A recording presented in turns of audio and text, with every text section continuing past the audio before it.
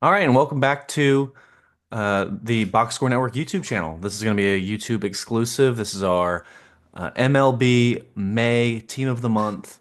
This is a series we'll be doing all summer long. We've been doing it on the podcast over at Triicky Takes for a few years now, but we're bringing it over here to YouTube, and we're going to basically just give a rundown of who we think's been the best at each position, make like one all-star team just for the month of May. This lets us talk about some of the stars who are just having great seasons and months, but it also lets us talk about some of the more lesser known guys who maybe don't get talked about all the time, but are really good players and are able to put up maybe not a season long of just elite level play that some of these guys can, but can put up really good months. And I think you'll hear one or two of those names in this list. This month was pretty star packed though, which is fun. We got to see some really truly elite performances out of some of the biggest names in baseball. How we do this is we each come up with our own list independent of each other, and then we uh, just vote. And if someone gets two out of the three of us, then that person wins. Sometimes it's unanimous. Sometimes we only have one of the three, or we rather, none of us agree. And no, we don't get a majority, and we then have to sort of argue a little bit. So we might see that this week. We might not. We don't know yet. That's the fun in it. Am I forgetting anything? Anything you want to mention before we get started, boys? I think you covered it. All right. So we're going to start off at the catcher position, and this is a very easy one. If you've been following baseball, you'll know how much of an absolute tear this man is on. His name's Cal Raleigh. He goes by Big Dumper, one of the best nicknames in baseball right now, if you ask me. And I mean, he's just been a man on a mission behind the plate. He actually leads all of baseball in home runs for the season right now. But for just this month, he was second in all of baseball. Amongst catchers, he is just far and away better than everybody else. I mean, you have to search the entire sport, every position, to find people who are, maybe on pace with him in terms of the month he had. So, a very easy win at the catcher position for Cal Raleigh for me. Yeah, I gotta agree with you there. There was really nobody else that was in the conversation for me, so Cal Raleigh all the way. Yeah, you look at some of the other catchers around the league that have typically been, say mainstays on this list. We see a lot of Adley Rutschman, see a lot of Will Smith, some JT Real Muto. Those guys aren't quite, having the types of seasons that they're accustomed to. And Cal Raleigh, obviously, like you guys have said, lighting it up on the offensive side and on the defensive side as well. I believe, is he a Platinum Glove guy from last year or 2 years ago? But he's definitely a Gold Glove guy. So the defense is there as well. I mean, he's just the spark plug behind this Mariners offense, and the reason I believe they're still in first place in the AL West. Yes, I believe you're right about the Platinum Glove thing. I do believe he is a Platinum Glove winner, which is ridiculous, by the way. Yeah. That's absurd. Okay, let's move on to first base. This is another easy one. It was the guy who hit over 400 for the entire month. The power numbers aren't crazy, just four home runs, but when you bat over 400 and get on at a 462 clip and you score 20 runs, you hit 21 in, Freddie Freeman, pretty easy. Another just big name guy, but when you perform at this level, you're going to win a lot of Players of the Month, and Freddie is known to do that. So good on him. I imagine y'all have the same. Yeah, it's gonna be hard to top anybody that hits over 400 in a month. I mean, that is an incredible benchmark to set. And I mean, you see a lot of the guys we talk about that are on this list month in and month out. And we're talking 350, 360 averages to be a whole 60 points above what is an average good month, I would say, in terms of what we see. You're basically a lock to get on this list. Yeah, these are the types of months that Freddie Freeman has had throughout his entire career. And that's how you become, a 300 hitter for your career, multiple time MVP or multiple time World Series winner MVP. and future Hall of Famer. And that's just what we're accustomed to with Freddie Freeman. It's good to see him still doing it later on in his career. The guy is just one of the most consistent hitters in the bigs, and really doesn't get much better, especially at the first base position.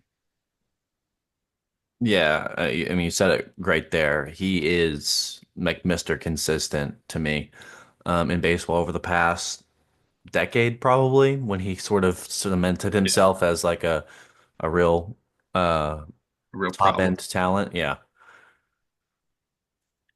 Second base is an interesting one. Depending on where you look, there is a man who plays second base that could be considered the best infielder in baseball, just from pure defensive metrics. And if you care about defense up the middle, that could sway you one way. I do care about defense up the middle, but not quite enough to put that guy over my pick, and that is Brandon Lau, who in 106 plate appearances hit 7 home runs, which is second most amongst all second basemen. Had 21 runs scored, which is second most amongst all second basemen, and 16 RBI, which was tied for the first. And then you throw in, just really solid, basically average defense, pretty decent base running, and you put together a pretty nasty month by the end of it. And second base was a pretty weak position. Uh, you know, he's towards the lower end of productivity when it comes to the whole list, but his position is his position, and not too much going against Brandon Lau, competition wise, at least to me. What did you guys think? I was also on Brandon Lau. I mean, when he was at the top two or three in all of those counting stats, like you said, his defense is not hindering his offensive performance.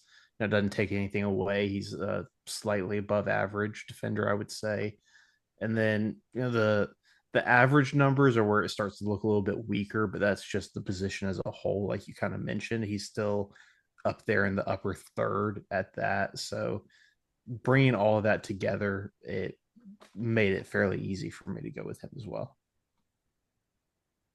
So I looked uh, elsewhere for my second baseman.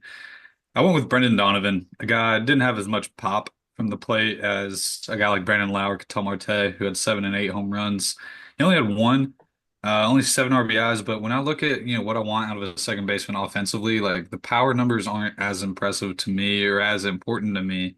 Um, I view it more as like a table setting piece, a guy that reliably and consistently gets on base. And Brendan Donovan has been doing that this year, and he had a 323 average, which I believe paced the position, 402 on base, 444 slug. So, I mean, the power wasn't really there, but the offensive consistency was, and he was getting on base at a really high clip. Only striking out about 11.5% of the time. Brandon Lau's up there nearly at 25%. So as long as you're putting the ball in play, I think good things happen. And that's, I think, reflected a little bit by his 365 BABIP he also has for the month. So Yeah. He was definitely one of the, I think Ketel Marte was up there sort of in that upper echelon for me, but uh ended up going Lau over him. But yeah, not a bad month at all. Let's move on. This is the most probably inconsistent thing on this YouTube channel in general on our podcast is if we decide to go shortstop or third base after second base. It is a coin flip every single time. Let's go shortstop. I think there's a fun guy to talk about here. This is a name who you might be hearing about for the first time when we say his name, but he's a rookie. He has a chance to be an all-star, I think, and had a really impressive month. It's my guy. I'm assuming it's y'all's. To me, he was kind of separated from everybody else at shortstop, and that's Jacob Wilson for the Athletics. 4 home runs, 15 runs scored, 16 RBI, 3 stolen bases. It's not the most dominant slash line you've ever seen when you look at that, but or I guess accumulation. But when you look at the slash line, rather, He batted 368 with a 437 on base percentage and a 538 slugging percentage. He was the only shortstop with a weighted on base average above 400, and his was 425. He was helped out by a immensely low, just very tip top tier strikeout percentage. The guy does not strike out. For a guy who is young as he is, he has some of the best contact skills in all of baseball already. It's like he's already up there with Luis Arias in terms of bat to ball. And it's really impressive to watch. The power finally came along. Like I said, he clipped four this month, which was sort of the last part of his game that I was like, that might not ever come around just based on his sort of swing type and build. But he's clearly got something there. Yeah, and I agree with you, Austin. I also went Jacob Wilson.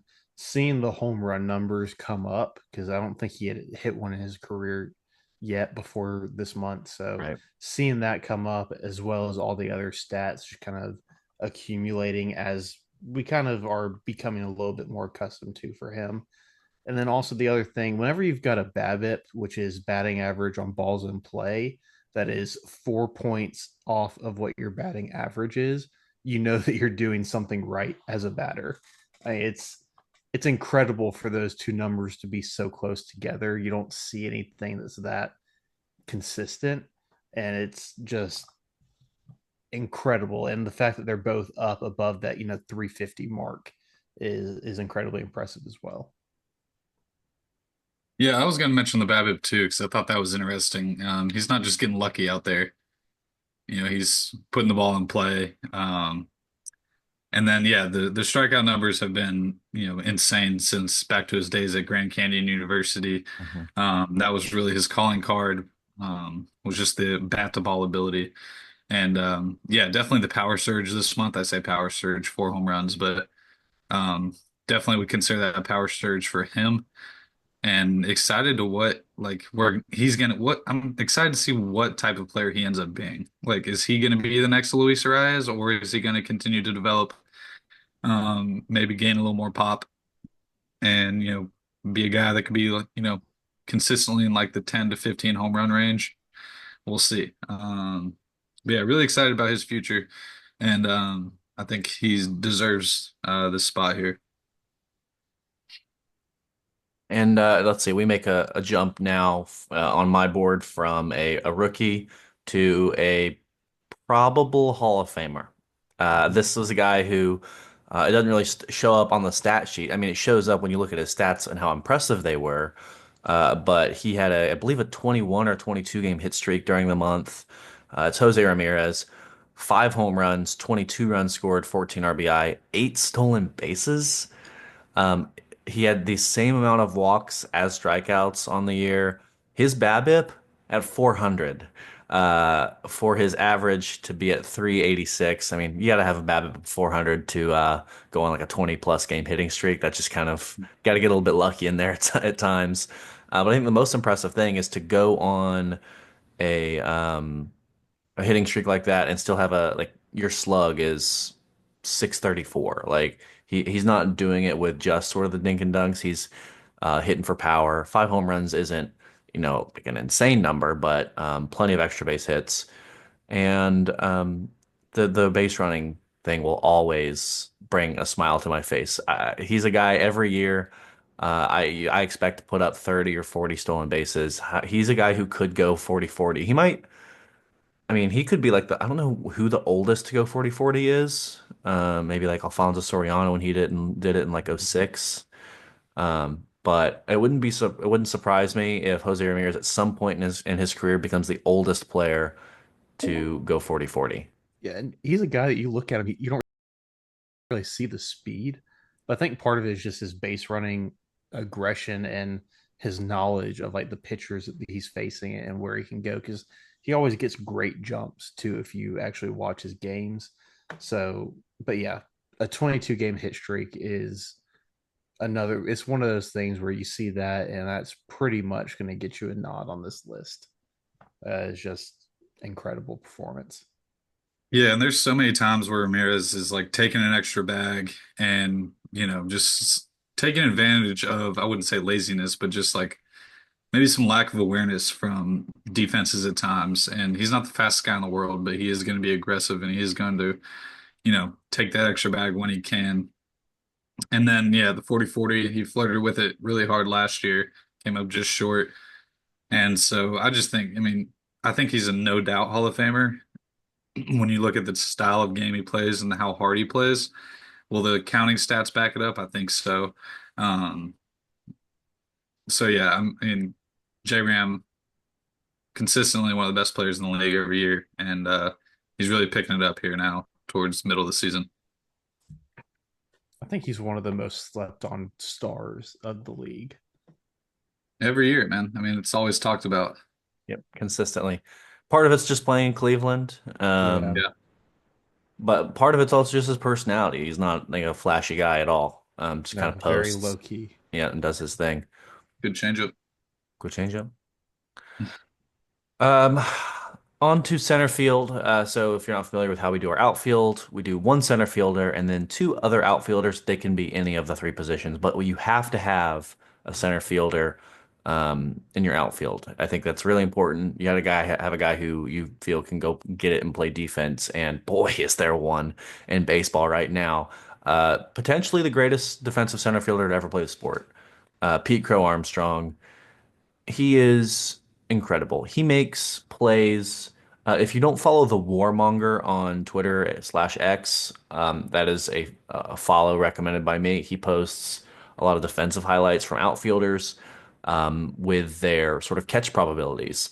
And Pete Crow Armstrong all the time makes these plays that have 30, 40, 50% catch probability for any outfielder that you would throw out there, and he is like camped under the ball. It's like when the ball's hit, they're like, oh, one out of two, like half the fielders in baseball don't even get to this ball, and he's going to be camped under it. Like that's how impressive he is. The speed and the jumps he gets allow him to do crazy things defensively. But go ahead and hit 9 home runs, 20 runs scored, and 29 RBI and five stolen bags while playing the best defense in center field or the best defense in all of baseball for that matter. Yeah, I mean, just ridiculous stuff from this kid. I am prepared to just sort of pencil him into center field until further notice. It's kind of ridiculous where you see a guy come out, and especially when a guy comes out, he's striking out just shy of 30% of the time. And he's still able to do all this and still finding a way onto the list because we talk about some positions the defense matters a lot more than others. Center field is absolutely one of those, and when you're already probably the gold glove easy front runner for center field, and it's not looking like there's any reason for that to change at any point, it's going to be tough to find a way for him to fall out of this. But doing that and then leading the position in homers, leading it in runs, leading it in RBIs by quite a large margin in almost all of those categories, it you don't keep you don't keep someone off the list for that. No, I mean, he's just been electric all year. The defense has definitely stepped up, or showed up at least when it matters. And I mean, the offensive numbers have really impressed me compared to where he was last year, and the glimpses that we saw once he made it up to the bigs. So kudos to him for putting in the work and making the correct adjustments to be doing what he's doing now. I mean, I didn't expect it. I expected him to take a step, but not as big of a step as he took. And it's just good to see. Yeah, I expected a step, and he took a leap and a bound to boot. Yeah, I Um, love when prospects pan out. yeah, me Like Yeah. too, highly man. rated guys. Like I like seeing those guys work out.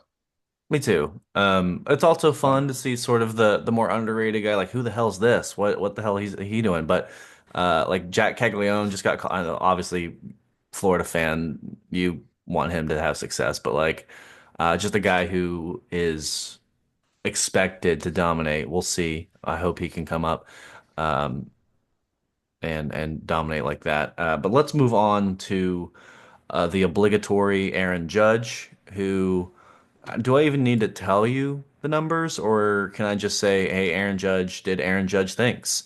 11 home runs, 25 runs scored, 18 RBI, a 364 batting average, and a 798 slug.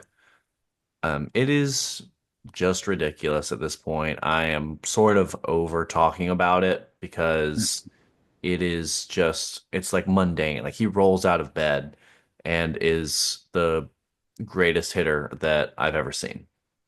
Yeah, I hate him, but I can't ever say that he doesn't deserve to be on this list. So good job, I was Aaron. You're I was back. gonna ask you guys, is this the best offensive season that we've ever seen? It's up there if it's not. I mean, Like in our lifetimes, are we counting like the early 2000s Bonds years? Even because though it's like none of during our us really lifetime, but watched we're those. 4 or 5 years old. Yeah, I mean, to me, this is up there. I do think Ronald's 2023 MVP season is one of the greatest offensive seasons ever that I've seen. When you include, the base running, but Mm. just from a purely like at the plate level, yeah, this is absolutely like just purely in the batter's box. This is by Mhm. far to me the Yeah. greatest I've ever seen. Only maybe rivaled by Chris Davis with the Orioles. I'm glad you clarified which Chris Davis, Yeah, Yeah, not the not incredibly Mr. consistent Chris Consistent. And Davis. Yeah. Mr. 247. I was gonna say how many years in a row was that? I think Four it was years in a row. 3 or 4 years in a row of hitting like Yeah. exactly 247 or 243 or something like that. Yeah, yeah. Um, Obligatory Aaron Judge, and Obligatory Aaron Judge. another one that's just penciled in until further notice. Yep. The third outfield spot, though, is wide open for anybody who wants to take it. And we had a rookie uh, just put on a hell of a performance. For me, he is the third outfielder. I don't know about you guys, but it's James Wood. He's basically like Aaron Judge size, just from the left side. He's like 6'7", um, 7 home runs, 19 runs scored, 23 RBI, 6 steals, and he actually plays like a slightly above average defense out in he's usually out in left field for the Nationals. But he batted 330 with a 410 on base percentage because he walks over 12% of the time, which is really impressive for a young guy, and a slugging percentage over 600. It's just really good stuff. There is so much young talent right now in baseball. You've heard we this is our third guy who is I think PCA is still technically a rookie. He debuted last year, but didn't It was really. like late September. Yeah, so he didn't get he still has his rookie status. So I believe this is our third rookie. If y'all go with it. I mean, to me, pretty clearly him, but there are some other people who do have arguments. So who'd y'all end up on?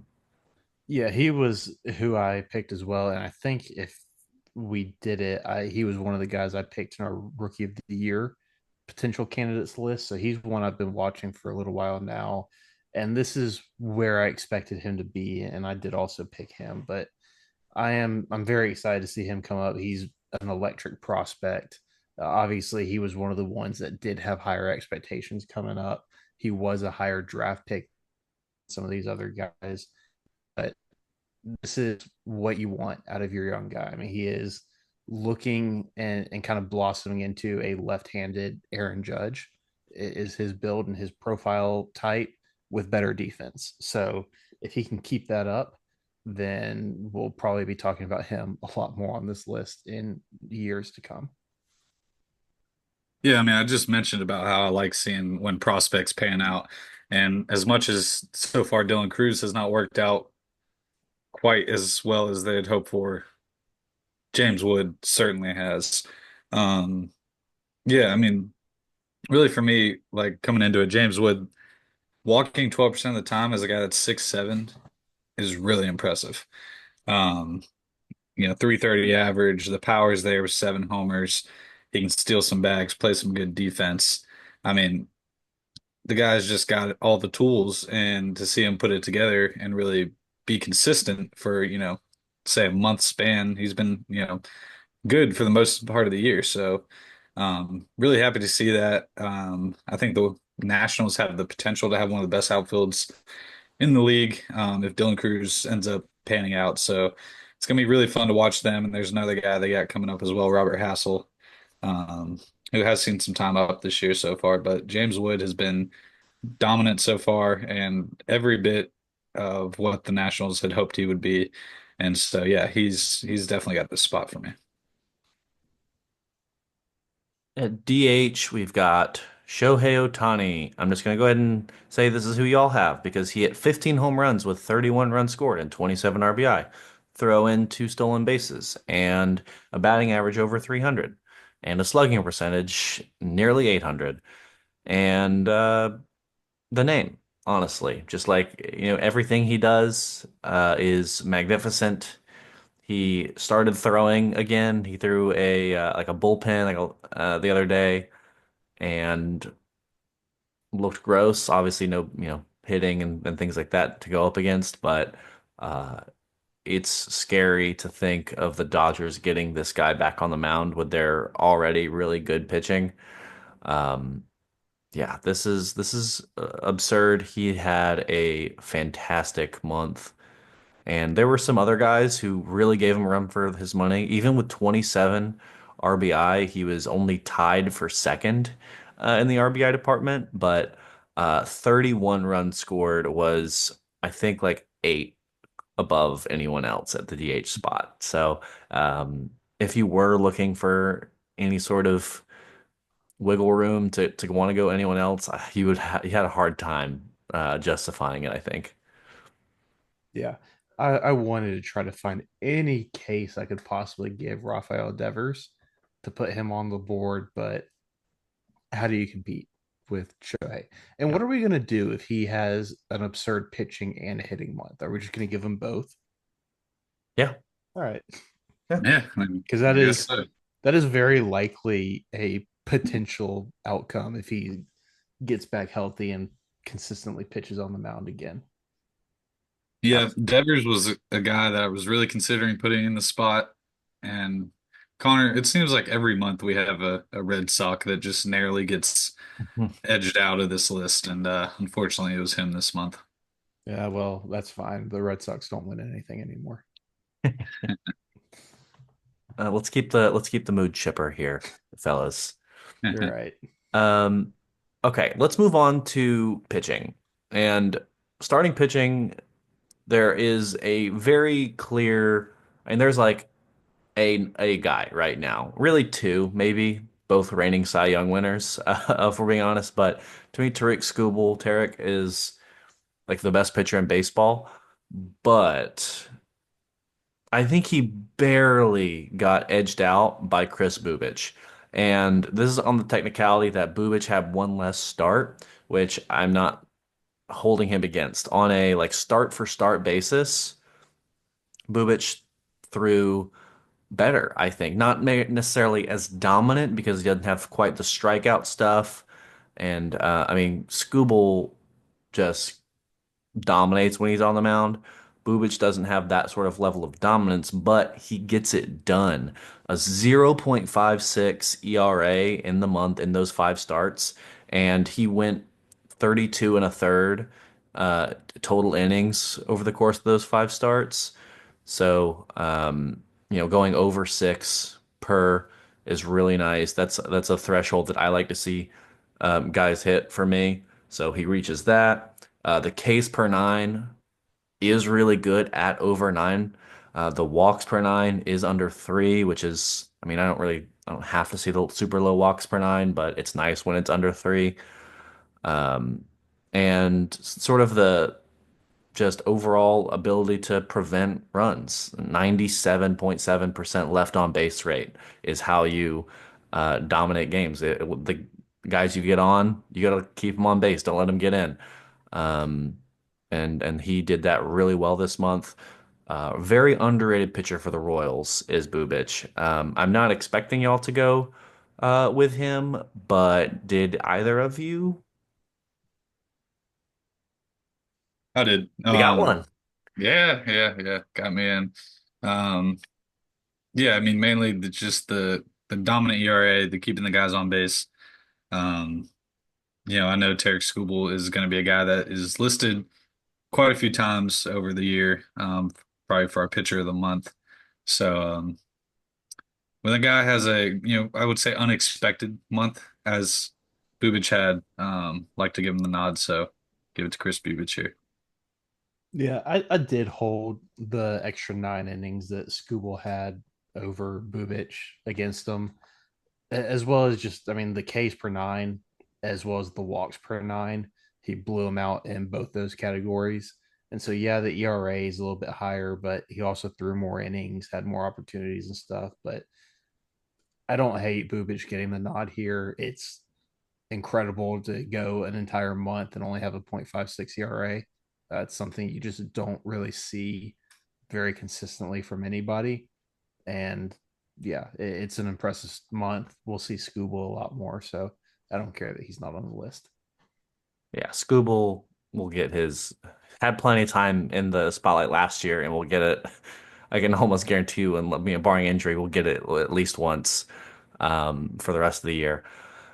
But yeah, good to see Bubic throwing like that. The Royals are a team who we expected really high things out of, and not necessarily playing up to their potential. So it's nice having a guy like that to rely on. But let's talk about relievers. Relievers is the most like different we are, I would say, normally. There's so many times we're sitting here arguing over like two-thirds of an inning more for one guy, or one guy had 7 saves while the other one had 9 holds, and like what's more important, a hold versus a save. Um, I think another thing is we always look at we I always start by just looking at guys who didn't allow a single earned run. And that's basically where I start. When I look at relievers, I want a guy who goes in there and just doesn't give up anything. So I started my search with that, as I pretty much always do, and then I sort of expand and see if anyone has just some like sort of dominance that beats out any of these guys who had no earned runs. And to me, it just didn't happen. I looked at Randy Rodriguez, who, first of all, nasty for the Giants. 0 earned runs in 12 games where he threw 13 innings pitched, 45 batters faced, only 5 of them got hits, and 20 strikeouts to only 3 walks. And he's a fastball slider guy, and he throws in the upper 90s and has a really nasty sort of tight bullet slider that's a beauty to watch. Him and Camilo Doval in the back end of that Giants bullpen is pretty nasty stuff. Doval also had a good month, but to me, Randy Rodriguez was the cream of the crop when it comes to relief pitchers in baseball in this time frame. What'd you guys have? I also had Randy Rodriguez. I just think that I think the same way as you. I start at ERA and then I go and look and make sure it wasn't a guy that only threw like 4 or 5 innings throughout the month. And then I'll go through and see if anybody that was successful above them that allowed a few or whatever. I have the same thought process and just no one beat them out. It's I don't care who you are if you don't allow a run over a month, especially as a reliever. You're coming into a lot of high pressure situations. You're coming into close games. You're coming in to try to help your team, hold a lead or get back into it and have an opportunity to come back and take a lead. So you've got a lot more pressure, I think, than starters do. And he was the best this month and didn't allow anything, kept everything. I mean, and dominant strikeout numbers too, 13.85. I mean, that is just you got to tip your hat to the guy. Yeah, guys that aren't giving up runs and striking out a ton of people are typically pretty good relievers. Um, Also, great name. Seems like it's a name like built for the WWE. I don't know why I made that connection, but that's what I see in my head when I think of a guy named Randy Rodriguez. I think WWE guy. Um, but yeah, he had a solid month, and the Giants really need it because some of the pitching there hasn't been what they had hoped it would be, especially the back end of the starting rotation. Bullpen's been okay. Camilo Doval, obviously Rodriguez, two guys have tried to somewhat solidify that.